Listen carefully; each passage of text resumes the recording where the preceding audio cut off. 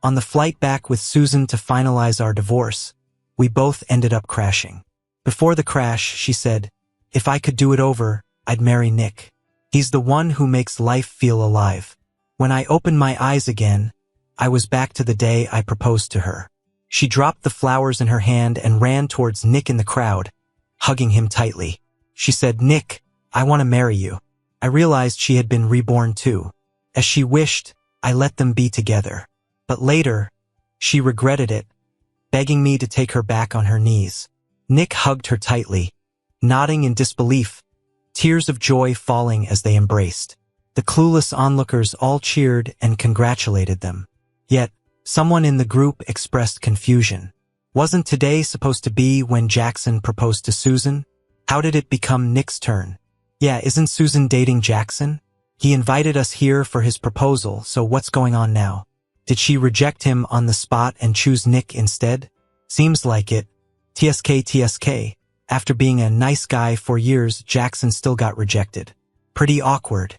The two embraced for what seemed like forever. Susan then took the microphone. "Thank you all for witnessing our love today. I didn't realize my true feelings before, but now I do. I've always liked Nick. I missed my chance with him before, but I don't want to in the future. I'm willing to spend the rest of my life with him, holding his hand till the end." She gave me a calm look, saying, "A forced love isn't sweet. We were a mistake. I hope we can part ways peacefully, without entangling each other anymore." The ringing in my ears from the explosion faded, and I was back on the day I was going to propose to Susan in the previous life. Looking at Susan in front of me and recalling her last words about choosing Nick if given another chance, I knew she was reborn too. Her eyes now had the same look as when she was 38 in the last life. Cold and rational, her years in business lending her a mature and steady aura. But right now, we had just graduated from college and had been dating for 4 years. We had once said we'd get married after graduating, stepping into the next phase of life. So, I chose Valentine's Day to inform all our friends, arranging for a giant flower display on the playground to propose to her. Actually, Nick had something to do with this proposal. Nick was a year ahead, the lead singer of a band, sunny, handsome, bold, and carefree. He fell for Susan at the welcome party and kept approaching her, gifting her breakfast and presents, and creating moments for the two of them to be alone. Even knowing about me, he'd still say, "Well, you're not married yet. Life should be bold. When you meet someone you like, you should go for it. How will you know who's right if you don't try?" Susan always gave him the cold shoulder, but Nick continued to stick by her cheerfully. Frustrated, Susan hinted at me to propose, so Nick would realize she wanted to marry me and would never choose him. In the last life, when I proposed to Susan, Nick stood in the front row, wearing a suit and tie, holding a bunch of roses, enthusiastically and flamboyantly shouting to Susan, "Have you really thought it through? If you accept his proposal, we'll never have a chance to be together. I'm asking you for the last time. Do you want to be with me?" In the previous life, Susan decisively said, "My husband for life will only be Jackson. I only love Jackson. I hope you won't bother us anymore." But now, she called our relationship a mistake and asked me not to cling to it. Facing the curious looks of the crowd around us, I calmly said to them, "Of course, from this moment on, we're over. From now on, the bridge is the bridge and the road is the road. We have no ties anymore." Hearing my words, Susan let out a sigh of relief. Nick spun her around excitedly, saying, "I knew it, you were meant for me. But you made me wait so long before agreeing to be with me, you have to make it up to me. Alright, what do you want? You have to be in the audience every time I sing." "Easy, no problem. You and Jackson had that mountain declaration and romantic beach thing. You need to do one with me too. Okay. I want you to post on social media, telling everyone you like me." "No problem."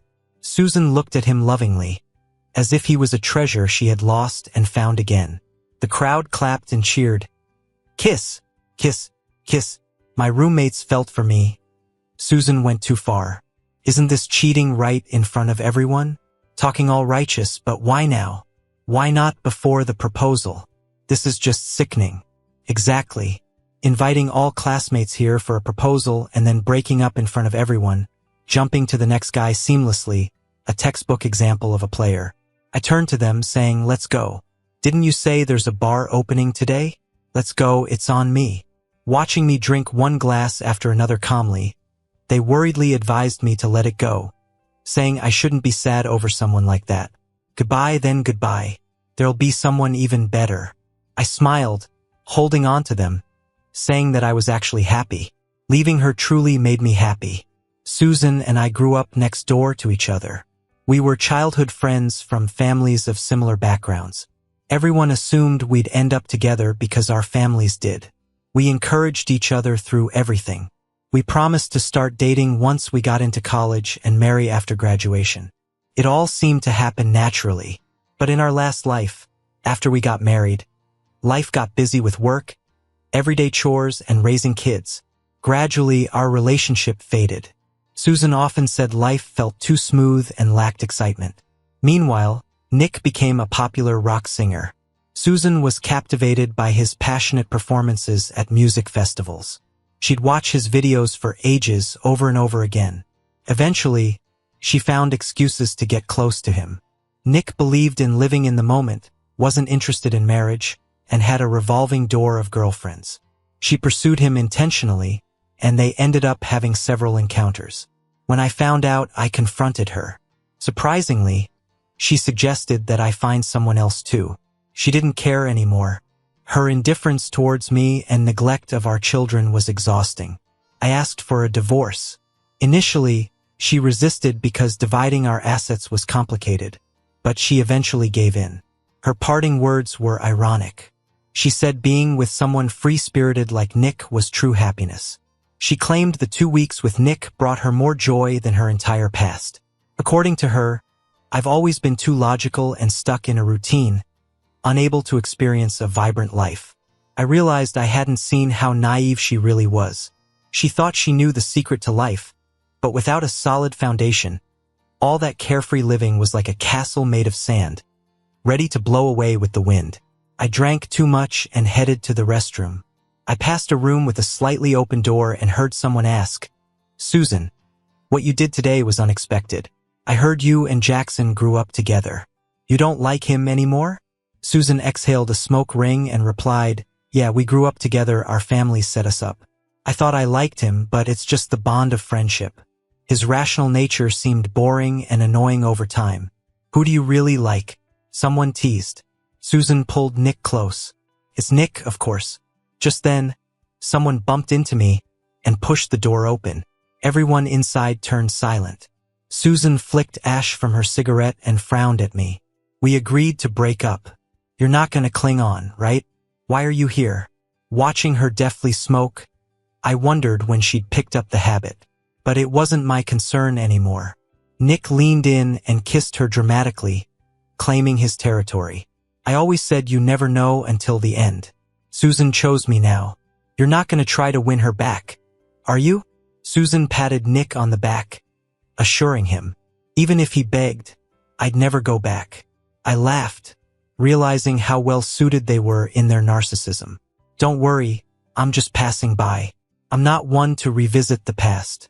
As I turned away, I caught Susan's momentarily dark expression. All the feelings from our past were gone. Seeing them together didn't stir any emotions. Then I collided with a soft figure. I instinctively held the person's shoulders. She wore a strap dress, and her smooth skin felt like it shocked me. I quickly pulled my hands back. It was Molly. Molly, from City A, matching my age, had been studying abroad, just returned to take over her family business. In the club's flickering light, she wore a stunning red dress. Her fair skin and striking face were hard to miss. She looked up slightly, realizing she'd stumbled against me. Embarrassed, she stepped back and apologized. From the room, another voice came, "Jackson's a good guy, Susan. You sure you don't regret it? How many times do I need to say it? His boring, dull nature irritates me. Can I ask something personal? Did you two, do it?" Susan laughed. "He's so reserved, waiting for an engagement. Boring and stiff." Nick piped up, "If you proposed tonight, were you gonna give him your first? Oh, don't be mad. It didn't happen. Let's celebrate. Come home with me tonight?" That's what I'm talking about. Your first should be mine. Molly, smiling, met my eyes. With cheeks flushed from alcohol, she softly asked, I heard you broke up? Are you single now? I nodded, ready to leave. Molly wobbled again, almost falling, and I caught her. You okay? She leaned against my chest, shook her head, and suddenly threw up. Sorry. Her dress, my clothes were a mess. Molly, looking a bit embarrassed, said, Sorry, I drank a little too much. I sighed lightly. No worries. Where's your friend? I can take you there. She slumped against me, saying she came alone and asked me to help her get a room upstairs, saying going home like this wasn't an option. I frowned, thinking. It was late and she was a girl, drunk now. We had business dealings with Molly's family. After a bit of thought, I picked her up and headed upstairs. I stopped a passing waiter, slipped him a tip, and asked him to find someone to clean up the mess. Before she went to freshen up, I asked her for her clothing and shoe sizes. She looked at me surprised. I said, Your dress is not wearable anymore. I'll get someone to buy some clothes for you. She gave a gentle smile, told me her sizes, and I quickly noted them down to place an order. Around this time, my roommate called, saying the dormitory would soon close, and I needed to head back. I quickly explained the situation, asking them to head back without me and that I'd get a hotel room. Molly soon finished washing up and walked out, surprising me in just a bathrobe. Despite having no makeup on, her skin was flawless and radiant, with her striking features still stunning. I couldn't bring myself to watch as droplets trickled down her collarbone and hurriedly went into the bathroom. Once I quickly tidied up and stepped out, the delivery guy had already dropped off the clothes. I handed them to her, telling her it was late and she could rest here. She asked what I'd do. I said the school dorm was locked, so I'd get another room downstairs. She looked at me and said she checked while I was in the shower, but the hotel was fully booked. I was astonished, wondering how that could be. She chuckled and asked, Do you really not know it's Valentine's Day today? I suddenly remembered, awkwardly hitting my forehead. I offered her the room, planning to catch a cab home. But she grabbed my sleeve, looking at me with those innocent, clear eyes, and softly said, It's too late today. This room has a double bed. You can stay too. After a pause, she added, I mean, you don't have a girlfriend, and I don't have a boyfriend, unless you're worried I do something to you? I immediately replied, Of course not. I'm just worried about your reputation. She laughed casually and joked, Neither of us is married, so what's the big deal? At worst, we pretend to be a couple. You're handsome, so I'm not losing out. I hesitated, and she continued, I'm really not in a great mood today. We were high school classmates. Could you at least keep me company? I'm a bit scared alone. The plea in her eyes softened me. Checking the time on my phone, it was indeed too late, and going home meant facing questions from my parents about the proposal. So we ended up with a bed each. Suddenly, I remembered that in the past, she never married, yet the business empire thrived under her leadership. There were always rumors she wasn't into men, though who really knew? Once the lights were out, my senses sharpened. Trying to relax and close my eyes, I was suddenly aware of subtle erotic sounds from elsewhere, and the fact that this hotel was fully booked for Valentine's Day dawned on me. Then, a gentle voice softly asked, Are you asleep? No, I replied. I heard some rustling, and a soft, warm body snuggled up to mine. I tried to move her away, but she wrapped her legs around mine, hugging my waist. Nervously swallowing, I asked, Molly, are you drunk? She breathed softly in my ear. I'm very clear-headed. I've never had a boyfriend. My first time is still intact. Want to try? My mind went blank. Do you realize what you're saying? I asked. She caressed me, saying, I'm serious. I like you and want to be your girlfriend. Would you give it a shot? I tensed up. I just broke up today, not ready for anything new. Her lips brushed against my neck, then let me wait in line. When you feel ready, look for me first, okay? I'm really into you. Can we just give it a shot? Under the influence of alcohol, the sounds from next door, and the caressing, igniting sparks on my skin, I was on edge. Are you sure you want to date me? I asked. She reaffirmed, I'm sure. I rolled over, taking initiative. Gently kissing her, I reassured her, "Then let's try it. Be my girlfriend, and I'll grow to like you." She closed her arms around my neck, agreeing softly. Okay. We spent the night together. The next morning, I gazed at her lovely face in my arms and felt a bit of regret about my impulsiveness. Yet, as clarity returned, I realized I didn't dislike her. I even admired her candidness and bluntness. When she woke up, her eyes momentarily dazed but then shyly covered her face with the blanket upon remembering last night. Seeing she wasn't upset, I felt relief. Holding her hand, I earnestly asked, "Molly, we might have both been tipsy, but were you serious when you said you like me?" She pulled down the blanket, looking at me seriously. "Of course I meant it. Honestly, I liked you back in high school, but you were into Susan, so I never dared to say anything. When I heard about your failed proposal yesterday, a part of me was secretly glad. I found out you were at the bar, so I came." Stunned, I hadn't expected her to have an unspoken crush on me all these years. She looked at me, her eyes a mix of shyness and determination. "I like you. Last night was consensual on my part. I know you're not into me, so I won't cling to you. Don't worry." Seeing her resolve made my heart race a bit. Even though my breakup with Susan was fresh, feelings had faded long ago, so I hadn't felt this kind of heart flutter in years. I earnestly told her, "Maybe I don't like you as much as you like me now, but you're great, incredible. I think I could grow to like you a lot. So, could you be my girlfriend and give me this chance?" Her eyes sparkled with tears of joy. "Yes, I would." She had driven here yesterday, handing me the car keys. I was puzzled. "You're not driving?" Blushing, she pouted and said, "It's your fault from last night." My back's still a bit sore. I stepped forward and gave her a kiss on the lips. "My bad. Why don't you relax in the car? I'll drive." I asked her, "Where are you heading? Let me give you a ride." She thought for a moment. "I don't have much going on this weekend. Can I come with you to your school?" "Of course you can. As a senior, I don't have any classes left. Today, I just plan to move my dorm stuff back home and start working at the company again." Unexpectedly, as soon as we arrived at the school, we ran into Susan and Nick. Holding Molly's hand, I nodded at them and kept walking, but Susan stopped me. "Where were you last night?" "That's my business, Susan. Aren't you prying a bit too much?" She didn't look too happy. "Someone saw you and a woman head to a hotel room upstairs last night. Was it her?" I replied calmly, "I'm free to be with whoever I want. If I recall correctly, we broke up yesterday. And this is my girlfriend, Molly." Susan moved to slap me. "We just broke up and you went off with another woman to a hotel. Were you trying to get under my skin?"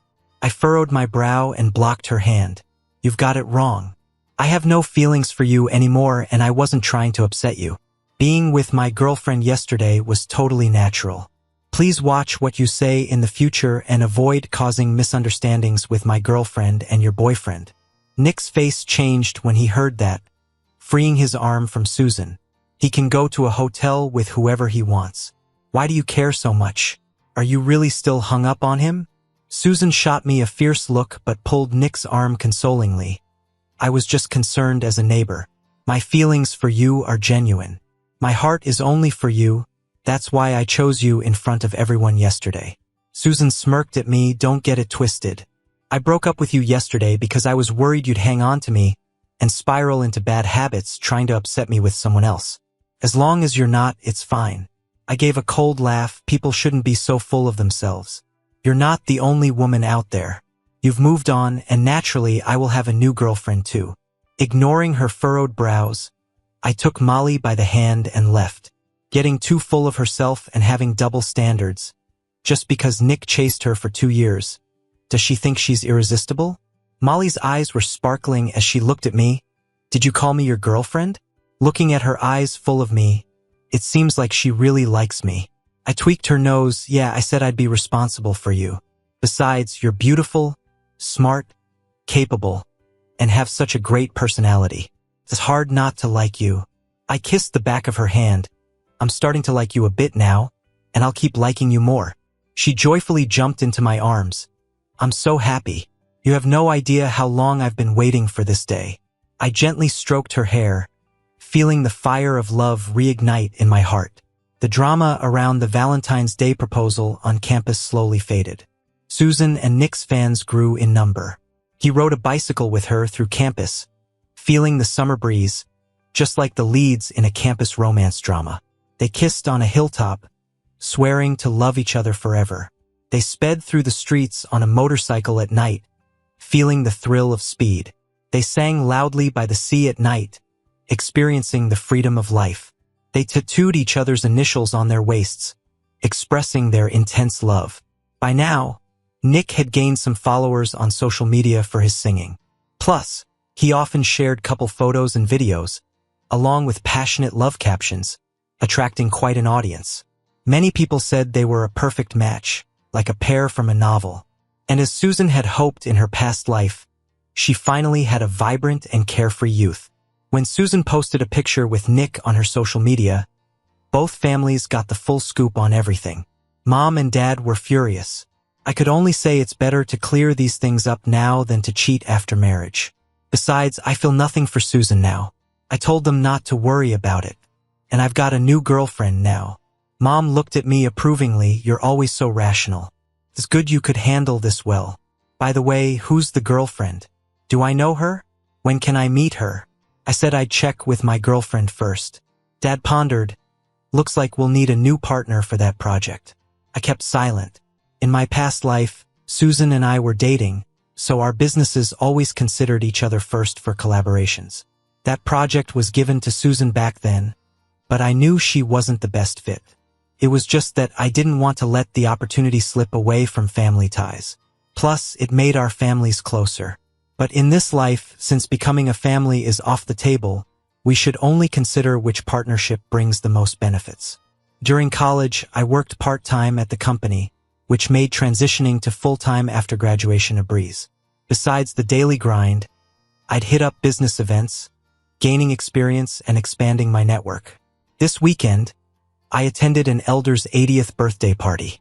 After greeting a few family members with Dad, I found a quiet spot to rest. That's when Susan's sister approached with a drink. Didn't think my sis would break up with you. I replied plainly, the end of a journey. She took a sip, eyes evaluating. Heard Jackson's project hasn't found a partner yet? I shook my head, no clue, Dad's handling it. She seemed to catch on, chuckling softly. My dear sister threw away a winning hand. She might not even end up with the short end of the stick. I offered no comment. She looked at me with a playful smile and said, You know, I'm only 2 years older than you. If you're looking for an alliance, we could work together. What do you think? I politely declined, mentioning I already had a girlfriend and said I wanted to be alone for a while to get her to leave. Nearby, I heard a teasing voice. Our Mr. Jackson is quite popular.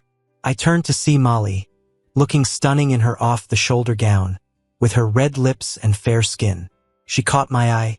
No matter how popular I am, I'm yours, I said. She laughed mischievously, wrapping her arm around my shoulder. Good realization. Boyfriend. I held her hand tightly. Her skin was fair and her mesmerizing eyes shone brightly. She was beautiful. Susan, on the other hand, was more of a cool beauty. Seeing me staring at her, Molly asked, puzzled, Why are you staring? Something on my face? I leaned closer to her ear and whispered, You're just too beautiful to look away from. I find myself liking you more each day. Her face turned red, but she confidently said, Then you better keep liking me more and more. Of course. She bit her lip nervously. Susan's sister mentioned marriage alliance with your family. What do you think? I raised my eyebrow, teasing her. I'm gonna marry my girlfriend, of course. Besides, our family doesn't need an alliance for me to run the company well. Or are you saying you just want to date but not marry me? She stomped her foot in a hurry. Of course not.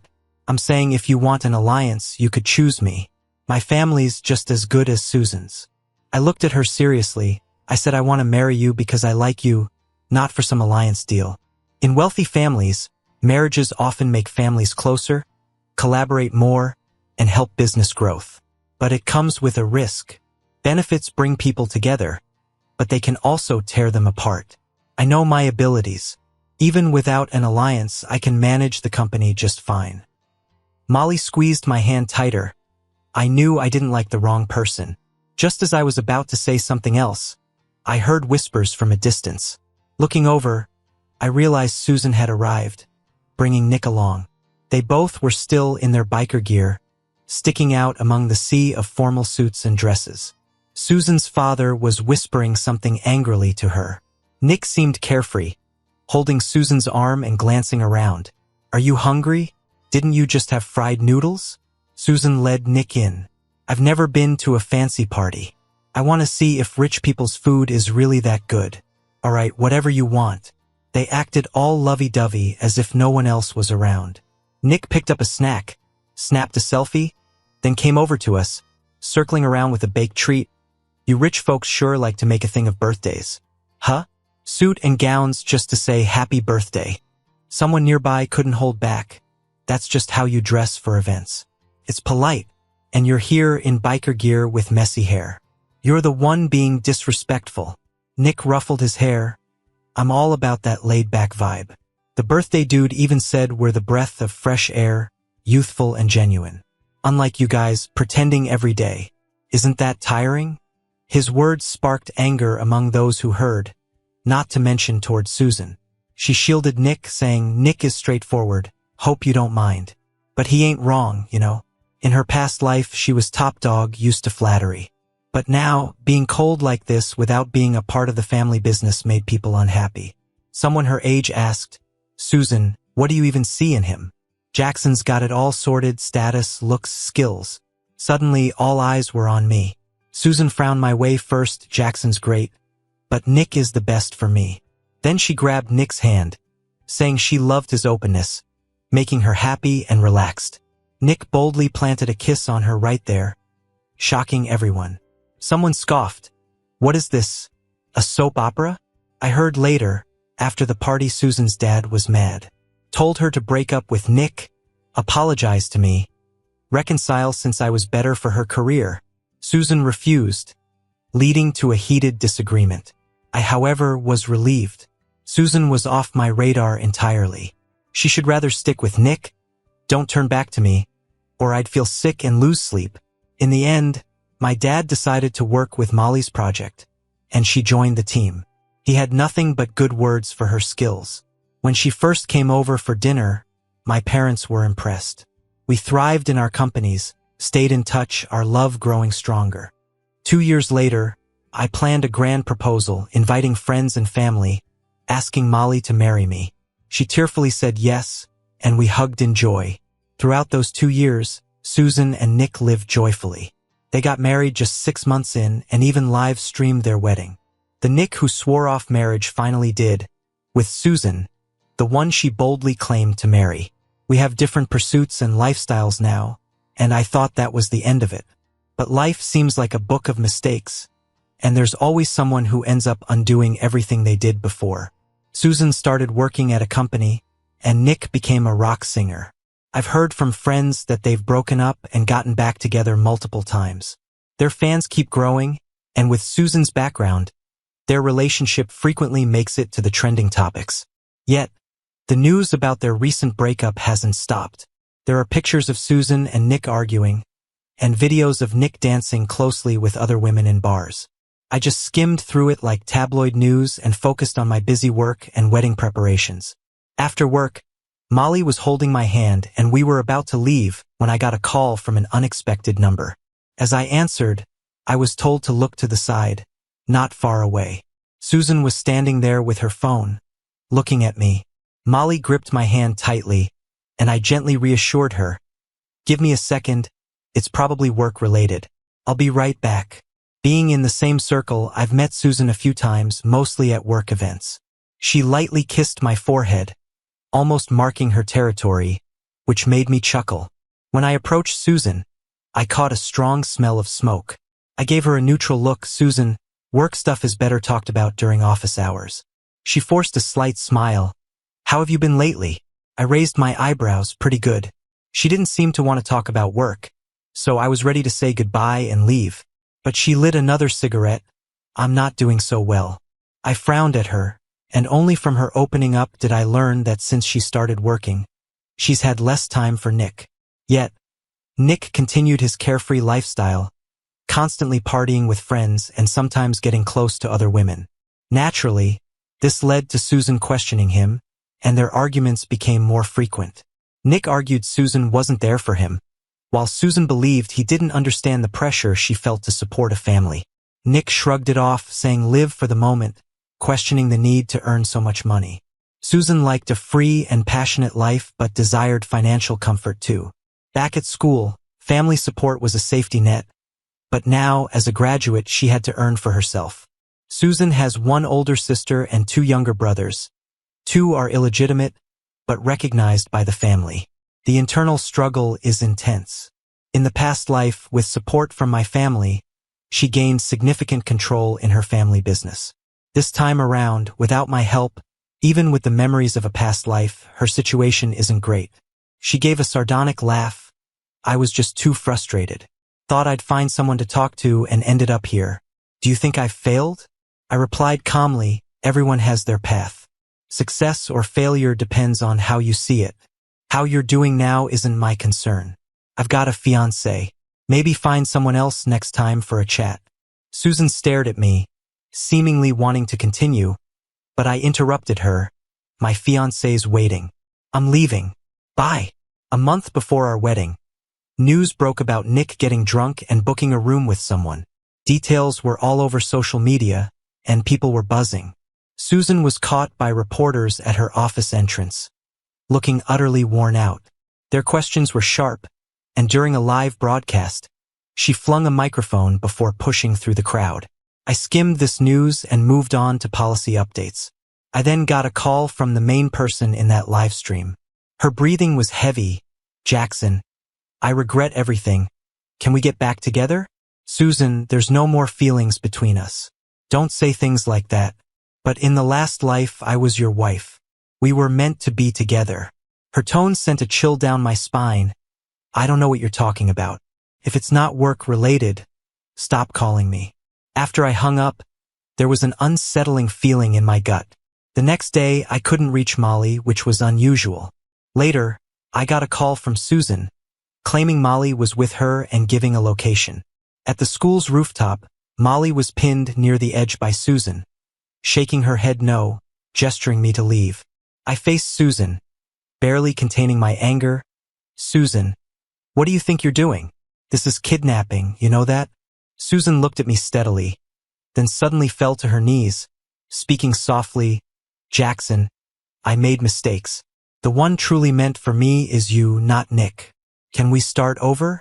Planning my next move, we could, but let Molly go first. She glanced at me with a slightly deranged smile. You're lying. If I let her go, you won't be with me, right? Standing up, she laughed almost carelessly. Doesn't matter if you say no. Jackson, do you believe in past lives? We were married. We were happy with a perfect family. Everyone envied us. This life has been a mistake, and now I want things to go back to how they were. I felt a cold jolt. What does she mean by that? Susan looked at her watch and said there was half an hour left before we could start over. I glanced at my phone, suddenly remembering my plane crash in a past life was only half an hour away. I stared at Susan in shock. Are you crazy, Susan? You've chosen the life you wanted. Just because things aren't going well, you want to risk your life to reincarnate again? Do you know when I was reborn? I was right at the moment of proposing. If it had worked out, we would be married by now and we'd be happy. I gave a cold smile. Really happy? Even if you were with me, you'd probably still be thinking about Nick, wouldn't you? Her eyes had a wild look. But not this time. This time, we'll go back to the beginning and start over. I promise we'll have a good life together. I calmed myself, switched places with Molly, and Susan threw down a syringe for me to inject myself with. She said it would just make me weak, otherwise, she'd have no chance against my strength. I took a deep breath and injected it into my body. Slowly walking towards her, unsure what I had just put into my body, I felt my strength fading. Susan finally pushed Molly aside, grabbed my hand, eyes both tender and wild. 10 more minutes and we can jump together and start fresh. The police burst out from behind the door and freed Molly. Then Nick rushed in. Susan, I knew you still had feelings for Jackson. What now? Are you trying to die together? Susan glanced at Nick and sneered. Looking back now, the time with you seemed fun but was actually pretty boring. It was just drinking and partying, nothing meaningful. Nick laughed bitterly. Then you should have broken up. Saying it's boring now, but weren't you the wildest back then? Now that you're tired of it, it's no fun anymore? I really regret marrying you. If I could do it over, I'd stay far away. Susan nodded. Exactly why I want to start over. She checked the time and murmured, "Time's up." I was shocked. Susan, even if we do it over, I still wouldn't choose you. She laughed loudly. That's not up to you. With that, she pushed me off, following right after. Luckily, I had called the police beforehand. They used a drone to check the rooftop and set up safety measures and an ambulance below. We landed on a safety cushion. Susan cursed like crazy. You bastards? Who asked you to save me? Why save me? I spent half a month in the hospital. Thankfully, the drugs in the syringe weren't too harmful. Susan was diagnosed with a mental disorder, and her family admitted her to a psychiatric hospital. Nick caused a scene at Susan's house, demanding a divorce, which was eventually arranged by their families. 2 weeks later, Molly and I had our wedding as planned. Later, we had 2 kids. One took her last name, the other mine. We walked hand in hand through the years. Those who give their heart receive the same in return.